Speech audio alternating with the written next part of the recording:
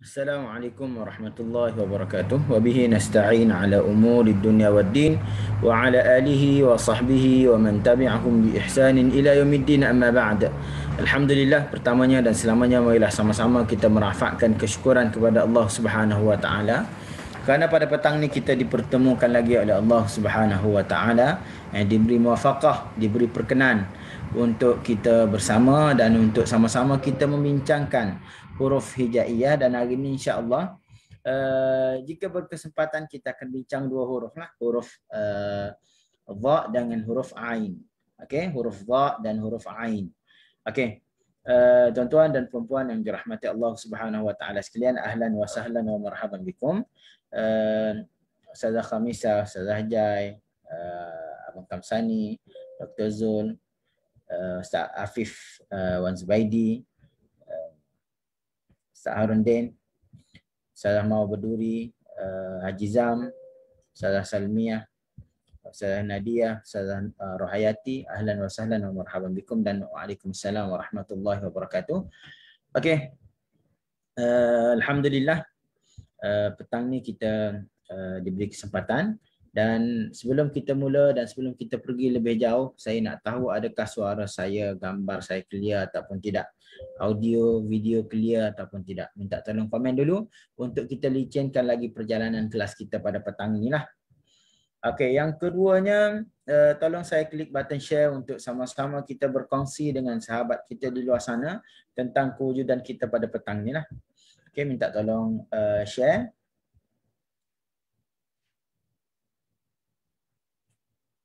Okey, clear. Alhamdulillah. Okey. Dan ahlan wa sahlan wa marhaban bikum. Saya nampak ada beberapa nama baru yang saya rasa kali pertama saya baca. Ahlan wa sahlan. Dan tinggal beberapa hari lagi untuk kita menghabiskan Ramadan, dan juga maknanya huruf hijaiyah kita pun tak banyak, ada 29 semua yang kita nak bincang. Dan akan habis sebelum berakhirnya Ramadan lah. Okey, jom kita buka dulu majlis kita pada petang ni dengan Ummul Kitab Al-Fatihah. A'udzu billahi minasyaitonir rajim. Bismillahirrahmanirrahim. Alhamdulillahi rabbil alamin. Arrahmanir rahim. Maliki yaumiddin. Iyyaka na'budu wa iyyaka nasta'in. Ihdinas siratal mustaqim. Siratal ladzina an'amta 'alaihim غير المغضوب عليهم ولا الضالين آمين. Okay, Alhamdulillah. Selesai kita baca surah Al-Fatihah. Dan yang baru masuk juga, ahlan wa sahlan, waalaikumsalam warahmatullahi wabarakatuh. Okey, kita nak cepat hari ni insya-Allah. Kita bincang dulu untuk hari ni huruf sekejap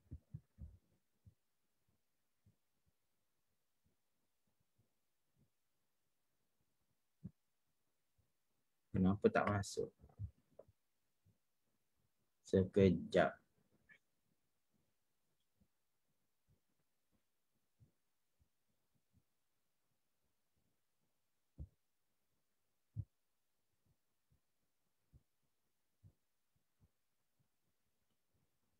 Maafkan saya. Dah buka tadi dia hilang.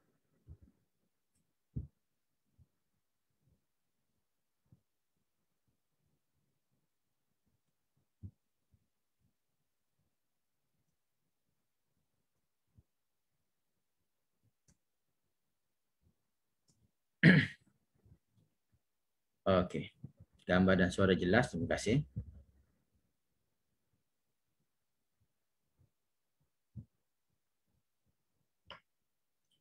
Okey, kita akan bincang dulu huruf dha. Huruf dha, makhrajnya adalah dia berkaitan dengan tarful lisan, hujung lidah.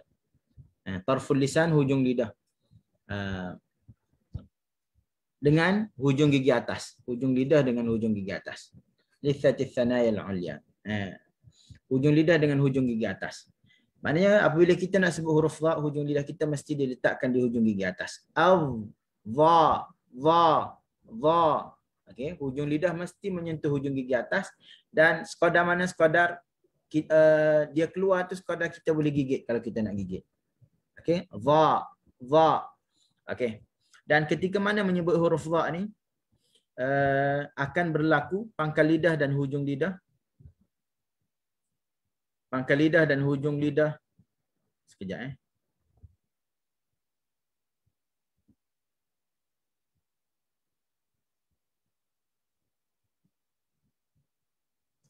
Okey, pangkal lidah dan hujung lidah akan terangkat lah.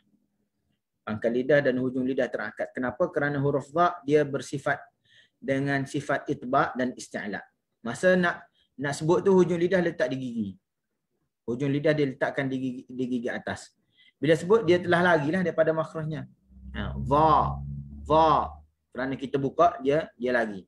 Dan kita akan dapati lidah kita, hujung lidah akan terangkat dan pangkal lidah akan terangkat.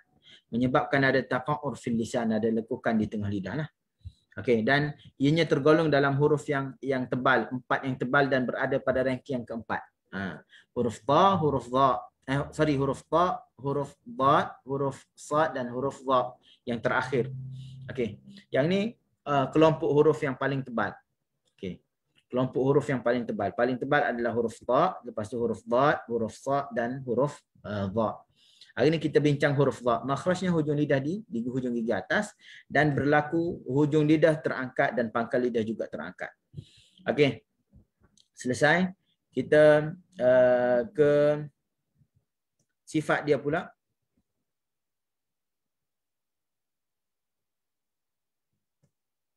Okey, sifat huruf dha. Ni dekat tengah ni makhraj, hujung lidah beserta dengan hujung gigi atas. Hujung lidah dengan hujung gigi atas. Okey, sifat utamanya adalah kita kena tahu dia bersifat dengan isti'la. Ini sifat utama dia. Isti'la. Isti'la maksudnya pangkal lidah terangkat. Kena ingat, isti'la berkaitan dengan pangkal lidah. Pangkal lidah terangkat yang menghasilkan huruf yang disebut dengan tebal. Dha. Okey. Seterusnya sifat keduanya dia adalah itbaq. Bukan setakat hujung lidah terangkat, bukan setakat pangkal lidah terangkat, tapi hujung lidah juga terangkat ataupun menghala ke langit. Dha, dha. Okey. Disebut dengan tebal lah. Okey, dan pastikan kita sebut huruf dha tu hujung lidah mesti kena hujung gigi atas. Sebab kalau tak kita akan sebut dengan zai tapi kita bagi sifat dha. Okey, seterusnya sifatnya juga adalah al-jahr. Jahru ni maksud dia berkaitan dengan angin, ada ataupun tak ada angin. Ada angin maksudnya hams, kalau tak ada angin huruf dha tidak ada angin dia bersifat dengan jahr. Okey. Dha. Kita letak tangan kita kat depan, kita tak akan rasa angin tempuh tangan. Okey. Seterusnya rakhawah. Rakhawah ni maksudnya ada suara yang mengalir. Dia berkaitan dengan suara. Suara ada dua, sama ada tertahan ataupun terlepas. Dan ada satu lagi disebut di tengah antara tertahan dengan terlepas. Nah, tertahan maksudnya syiddah, dia tahan terus. Contohnya huruf hamzah, a, huruf ta, au, dia tahan terus. Tapi huruf dha ni, au, dia habis dengan habis masa, dengan habis nafas suara kita. Au, dha, dia mengalir. Okey, cuma sifat rakhawah ni dia berbeza di antara setiap huruf. Dia tidak sama. Maknanya masa rakhawah yang diambil tidak sama. Ada yang panjang, ada yang pendek sikit, ada yang pendek sangat ada. Dia tidak sama mengikut huruf lah. Yang paling jelasnya tuan-tuan boleh praktik lah antara huruf sin dengan huruf hamzah, dengan huruf ha. As. Okey, itu asal dia. Kalau huruf ha, okey, dia pendek. Tapi sama-sama mengalir suara. Seterusnya sifat ismat. Ismat ni just nak bagi tahu kita bahawa huruf ni susah keluar daripada makhraj. Ada 5 sifat. Okey, ada 5 sifat. Okay, seterusnya kita nak tengok hari ni laju sikitlah. Okey, kita nak tengok pembahagian sifat dia. Pembahagian sifat huruf dha. Sifat semua ada 5.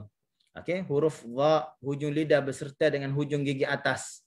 Sifatnya adalah al-jahru, jahar, tak ada angin. Isti'la, pangkal lidah terangkat. Itba', hujung lidah terangkat. 3 ni bersifat dengan sifat yang tebal, yang kuat. Okey, sifat kuat ni. Sifat lemah ada 1, rakhawah. Okey, rakhawah. Suara mengalir tadi. Okey, yang ni dinamakan sifat yang lemah lah. Seterusnya ismat. Ismat ni dia tidak dia tidak kuat, dia tidak lemah, dia just nak bagi tahu kita bahawa huruf ni susah disebut. Susah keluar daripada makhrajnya lah. Okey, bilangan sifat ada 5. Kita tengok semalam huruf ta tak ada satu pun sifat lemah. Sebab tu dia jadi huruf yang paling kuat. Huruf dha ada satu sifat lemah. Okey. Okey, seterusnya ni pembahagian sifat dan kita tahu kenapa dia tergolong dalam huruf yang paling kuat kerana ianya bersifat dengan itbaq. Okey, seterusnya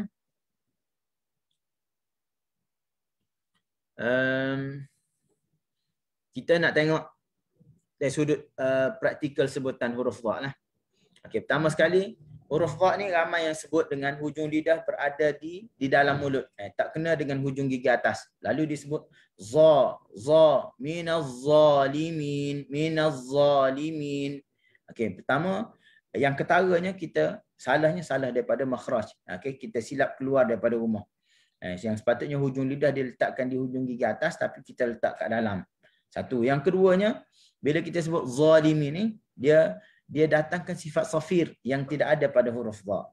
Okey? Cuma seolah-olah dia sebut dengan huruf zai tapi zai yang tebal. Za, za. Dia sebut dengan gitulah. Okey, yang kita nak pastikan hujung lidah kita diletakkan di hujung gigi atas dan kita sebut dha, minadh-dha, minadh-dha. Nampak tak? Ada lidah yang keluar sedikit. Minadh-dha, minadh-dha. Okey. Seterusnya kita nak tengok praktikal sebutan bagi setiap huruf bagi huruf dha ni. Hujung lidah di hujung gigi atas tu makhrajnya, dan apabila kita nak sebut huruf kita tidak akan jumpa dengan baris. Ada 3 baris, fathah, kasrah, dhammah, dan satu lagi baris yang tidak ada baris namanya sukun. Okey, kita kena faham. Okey, setiap hari saya ulang ni. Okey, yang ikut dah kadang-kadang dah ingat, kadang-kadang alah ustaz ni ulang yang sama. Tak apa. Kaedahnya ma takarrara taqarrara. Pepatah Arab kata apa yang selalu diulang taqarrara. Dia akan kekal dengan kita lah. Cuma walaupun kita dah ingat, saya pesan untuk tuan-tuan catat. Kenapa? Ma hafidha farra. Apa yang kita hafal akan hilang. Suatu hari kita tak ingat. Wa ma kutiba qarra. Apa yang ditulis ianya akan kekal dengan kita. Okey, 2 patah Arab petang ni.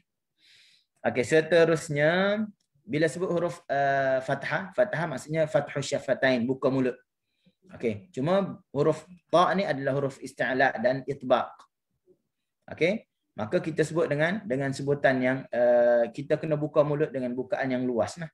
Contohnya dha, dha. Okey, luas. Jangan baca minadh-dhalimin, minadh-dhalimin. Minadh-dha. Satu jari pun tak lepas, tak boleh. Dia kena sepatutnya ukurannya buka untuk bahagian atas ni bagi huruf isti'la dan itbaq ni dia kena 2 jari. Tapi saya nak bagi diskaun lah. Kalau tak boleh 2 jari tolong untuk biar lepas 1 jari, paling kurang. Okey, supaya sebutan yang kita sebut tu jelas. Okey, sebutan yang kita sebut tu jelas baris dia. Minadh-dha, minadh-dha. Cuma jangan sebut minadh-dha. Tu jangan gitu. Okey, dan satu lagi, jangan muncung. Dha, jangan dha, tak boleh. Dha bagi atas buka. Okey, muncung ni kena ingat hak bagi baris depan. Tak kira lah mana-mana pun. Tak kira lah mana-mana huruf pun kita kena bila bagi depan kena muncung. Bagi bawah kena sengih. Dan dia tidak boleh berkumpul antara buka dengan muncung. Bila kita muncung, okey, bila kita muncung kita dah tak boleh nak buka. Minadh-dha, dia bunyi gitulah. Kita nak minadh-dha, minadh-dhalimin. Okey, tu untuk baris atas huruf dha. Seterusnya untuk baris bawah pula kasrah syafatain kena pecah, kena seringai, kena sengih dalam bahasa Kelantan sebut.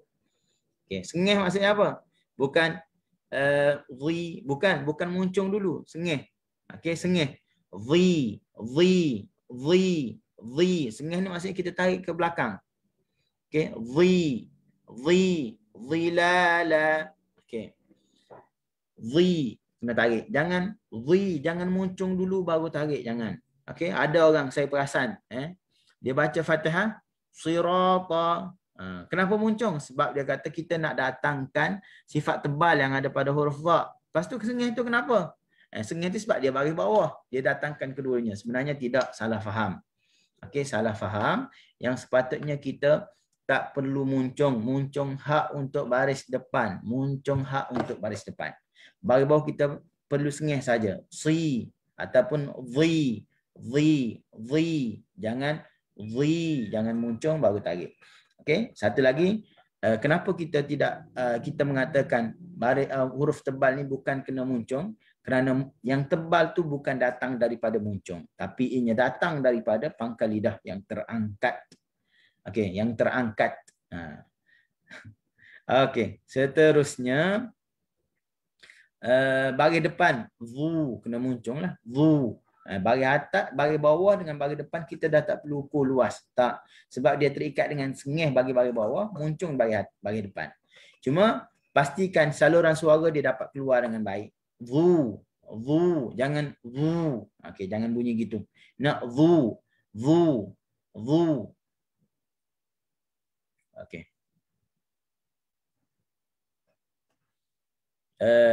Dulu tak belajar macam tu. Sekarang nak buat tak reti. Dia benda yang alah bisa tegal biasa ni susah kita nak ubah. Okey, dia ambil masa, take time lah. Dia ambil masa. Dan saya sendiri secara serius belajar Al-Quran 12 tahun. Itu pun masih lagi belajar lagi dan banyak benda yang tak tahu. Jadi sebab tu kalau ada orang tanya, Ustaz, saya lambat dapat lah. Dia baru belajar 2 bulan, 3 bulan lambat dapat. Bukan lambat dapat tau. Dia prosesnya begitu. Prosesnya begitu. Dia perlu kepada kesabaran, perlu kepada mujahadah dan latihan. Okey. Kadang-kadang saya nak sebut huruf jim dengan betul ni pun banyak tahun. Saya rasa 4 tahun belajar baru tahu. Rupanya macam ni sebut huruf jim. Dulu sebut ja. Macam tu sebutan kita. Okey. Dan beberapa huruf lain lagi lah. Okey. Seterusnya sukun. Dha, dhi, dhu. Okey, sukun dhav. Av. Okey, huruf dha, hujung lidah di hujung gigi atas. Dhav. Okey. Jadi kita nak sebut huruf dha pun dia kena mula dengan dha. Kita tak boleh dha sebab kita bukan dhav. Bukan sebut begitu. Bukan av, tak av. Dia tak muncul. Buka dha bagi depan dhu kena muncul lah sebab bagi depan. Bagi bawah dhi. Sengih. Okey, contoh minadh-dhalimin. Jangan baca minadh-dhalimin ataupun minadh-zalimin. Itu lagi salah lah. Okey. Tuan-tuan, yang saya sebut kena buka luah ni bukan kata tuan-tuan buka speed tu salah, tapi ianya tidak mencapai tahap yang diperlukan. Okey? Sebab kita belajar ni kita nak tahsin, kita nak perbaiki. Okey? Seterusnya minadh-dhalim. Huruf dha bagi bawah. Dhilal, dhilal. Jangan baca dhilal, tak boleh. Ataupun dha bagi depan. Zulumat, zulumat. Okey? Seterusnya tazlimun, tazlimun. Jangan baca jangan muncul. Tazlimun. Okey, selesai untuk huruf dha. Kita berpindah kepada satu lagi huruf ain. Tapi huruf ain ni kalau okey, kita tengok huruf ain lah. Huruf ain. Okey, makhraj bagi huruf ain adalah di wasal halq, di tengah halqum. Okey, sekejap lagi saya tunjuklah.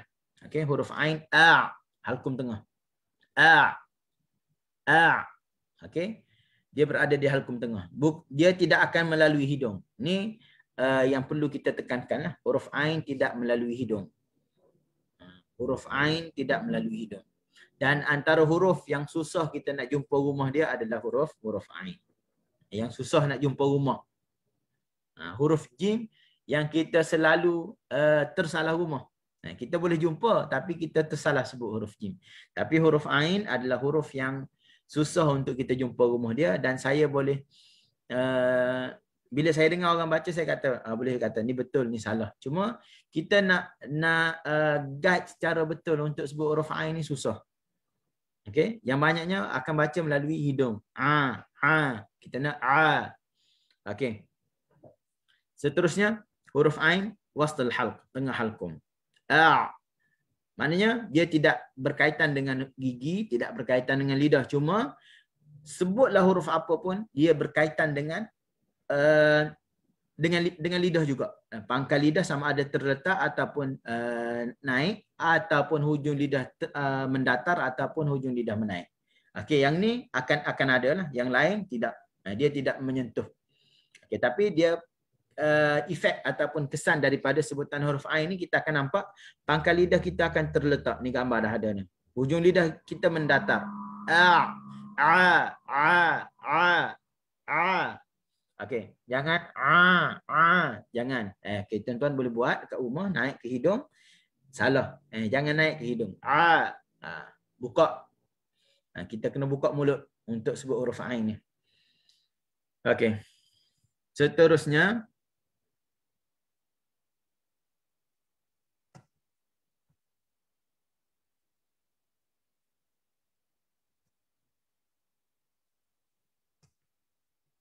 Seterusnya kita nak tengok sifat huruf Ain.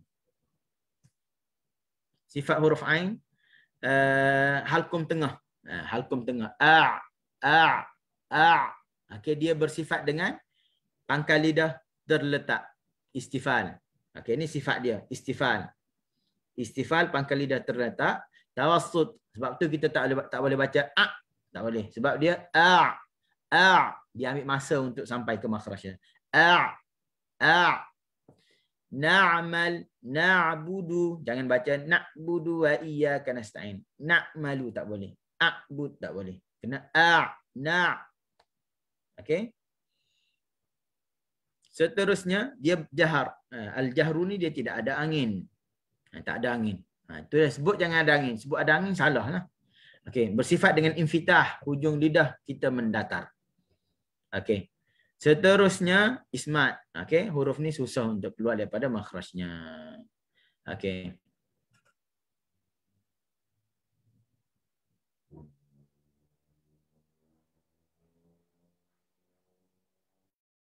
Okey, selesai. Ada 5 juga sifat yang ni.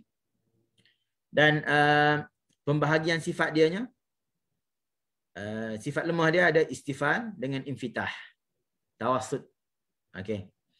Jahar ni kuat lah. Ismat dia tidak bersifat dengan kuat ataupun lemah. Sebab dia just nak bagi tahu kita bahawa huruf ni adalah huruf yang senang disebut, susah keluar daripada makhrajnya. Okey. Seterusnya kita nak bincang cara sebutan huruf Ain. Hari ni ringkas sikit perbahasannya. Okey. Huruf Ain halqum tengah. Okey, halqum tengah. Okey, halqum tengah. Dan pastikan bukaan mulut kita kena buka. Okey, pastikan bukaan mulut kena buka. Jangan tu kita bagi antara mulut dengan hidung. Kita nak hidung tak ada. Yang keluar hanya daripada mulut. A'budu. Okey, na'budu. Buka. Jangan Okey, kita nak daripada halqum tengah. Okey, kena ingat. Dan caranya dua benda kena ingat. Satu, mulut mesti buka, dua, hidung mesti tak lalu angin. Tak lalu apa? Dia tidak keluar suara melalui hidung, tak boleh. Okey? Kena ingat dua benda tu lah. Buka. Huruf yang paling susah untuk kita train lah. Okey, paling susah. Tapi tidak mustahil boleh. Dan saya juga ambil masa yang agak lama sebab mungkinlah slow learner, okey, lambat nak dapat Orang lain yang fast learner ni dia dapat dengan cepat lah. Okey. Seterusnya ain bagi bawah. Ai, u bagi depan. U kena muncung. U. Okey. U bagi depan. Dia sukun. A'bud. Nampak? Mulut buka, jangan memang dia naik ke hidung lah. Okey. Yang masalah utama kitanya, kita malas nak buka mulut. Kadang-kadang dah buka, dia kata, buka apanya? Satu jari pun tak boleh masuk. Time makan nasi, relax 3 jari masuk. Time makan burger double special, 5 jari boleh masuk. Dan kita sebutlah huruf apa-apa sekalipun, sini kita jangan kunci, kena buka dekat sini. Geraham. Rahang, bukan geraham. Rahang. Kena buka. Dia ada kekunci kat sini. Sebab tu kalau kita terkunci sini, kita tak boleh buka. Dia main sebut tak boleh. Kita nak a'bud, na'bud. Okey. Utullin. Okey. Seterusnya, dia sukun tadi satu jari ngam-ngam. Okey. Seterusnya saya rasa sekadar tu kot untuk perbentangan huruf ain. Cuma saya nak jawab soalan kalau ada. Tadi tanya apa ya? Sekejap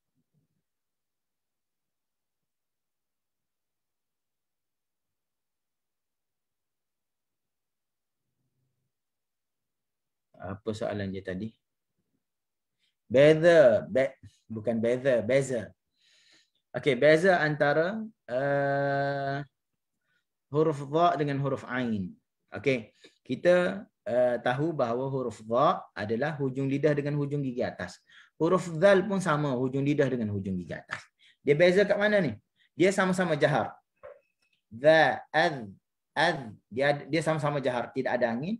Dia sama-sama rakhawah, suara mengalir. Dia berbeza di mana? Dia berbeza di pangkal lidah dengan hujung lidah. Huruf dha pangkal lidah terangkat. Hujung lidah juga terangkat. Okey, pangkal terangkat, hujung lidah terangkat. Menyebabkan ada lekukan di tengah. Okey, huruf dha, okey, dia ada lekukan di tengah sebab hujung lidah naik, pangkal lidah naik. Satu. Huruf dzal, okey, dia sama tapi pangkal lidah terletak, hujung lidah terletak. Dza, dzalika. Okey, dia mendatar. Itu beza dia. Dan satu lagi, apabila pangkal lidah terangkat bagi huruf dha, tentunya menghasilkan huruf yang tebal, bunyi tebal. Dha. Okey, bukaan luas. Dha, minadh-dhalimin, huruf dha tebal. Tapi huruf dzal dia akan jadi nipis bila pangkal lidah terletak. Dza, dzalika, bukaannya sempit. Dza, dzalika. Okey. Seterusnya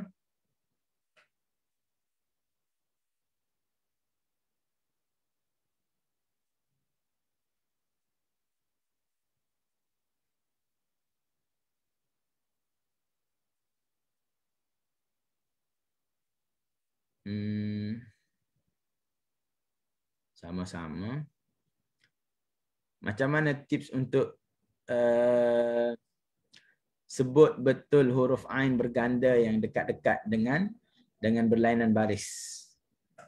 Dia untuk kita mahir ni, kita tak dapat tidak. Pertama, kita kena tahu rumah dia yang betul. Kita kena tahu sifat dia yang betul. Dan bila kita dah tahu, kita kena praktik. Okey, praktik pula. Kita sebelum kita latih betul-betulnya, kita kena tashihkan dulu sebutan kita itu betul ke tak dengan makhraj. Mungkin kita boleh datangkan dengan tepat. Tapi kadang-kadang sifat kita tertukar. Ataupun kita tersalah faham sifat. Ataupun kita tersalah apply dalam sebutan. Mana kena menghadap dululah dengan guru. Lepas tu kena ulang. Okey, wa ma bainahu wa baina tarkihi illa riyadhatun bi faqih. Kena riadah mulut. Riadah anggota mulut. Untuk apa? Untuk kita dapat sebut dengan baiklah. Okey. Dan ya, memanglah huruf yang berada dekat ni susah untuk kita sebut. Tapi tidak mustahil untuk kita sebut dengan baik. Cuma pesanan pihak penajanya, kalau tahu tempat tu susah ataupun kalau tahu benda tu kita tak mahir, maka kita hati-hati di selekoh tajam. Kena hati-hati. Okay, kena slow motion kan sedikit. Okay, ataupun kena sebut dengan penuh hati-hatilah supaya kita dapat sebut dengan baik. Okay, yang mahir pun kalau tak hati-hati, dia akan sebut dengan salah juga. Okay, ada persoalan lain? Dan setiap kali kelas saya tidak mengharapkan yang lain, iaitu saya mengharapkan tuan-tuan faham dengan pembentangan yang saya lakukan. Mudah-mudahan tuan-tuan dapat manfaat dan saya juga dapat manfaat. Okey, saya juga dapat manfaat. Okey, masa belajar dulu, tidaklah semua sifat kita ingat, tidaklah semua makhraj kita ingat, tidaklah semua hukum-hukum yang kita ingat, tak. Tapi bila kita belajar ni, bila kita mengajar, kita akan ingat. Sebab sebelum mengajar kita kena prepare dulu. Okey, mengajar kena prepare dulu. Lastlah kita ingat. Sebab itulah mengajar adalah cara terbaik untuk kita belajar. Okay.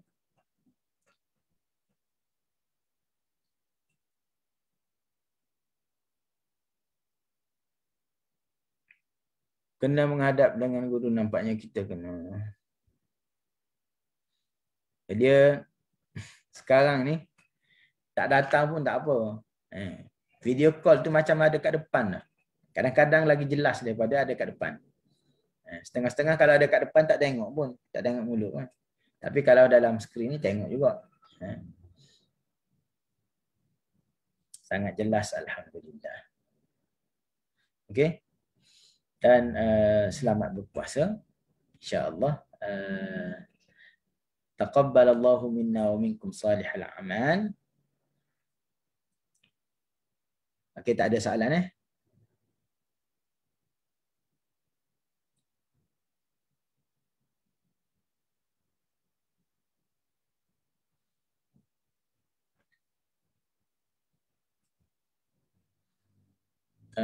kena buat preparation dulu sebelum mengajar. Dan satu lagi, kita kena amalkan yang kita tahu, kena cakap tahu. Kita jawab, yang tak tahu kita kena jawab tak tahu.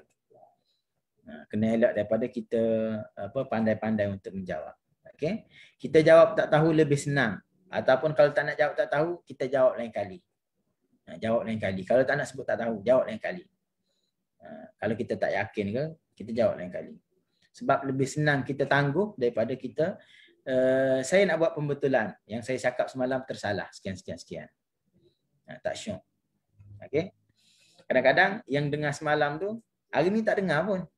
Dia berpegang dengan benda yang salah yang kita ajarkan. Okay?